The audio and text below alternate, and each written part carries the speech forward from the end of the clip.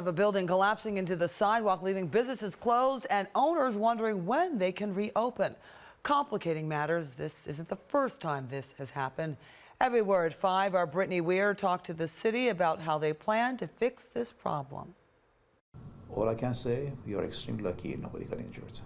Eric Elmy, the building commissioner for Cleveland Heights, is talking about a building collapsing again into the sidewalk in the city.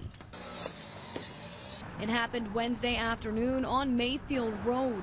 The front facade of the building came crashing down. As far as what was the cause and how it happened, we are waiting for the structural engineer report.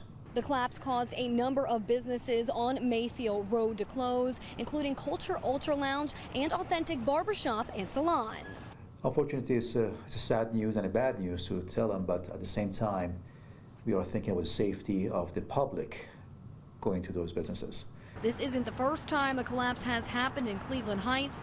Just a couple of weeks ago and just blocks away, the same thing happened on Fairmount Boulevard, forcing those businesses to close as well. What was the cause of these issues, unfortunately, at Fairmount and now in Mayfield, is simply due to the lack of maintenance. Elmy says before there was no inspections for the outsides of buildings unless there was a visible problem.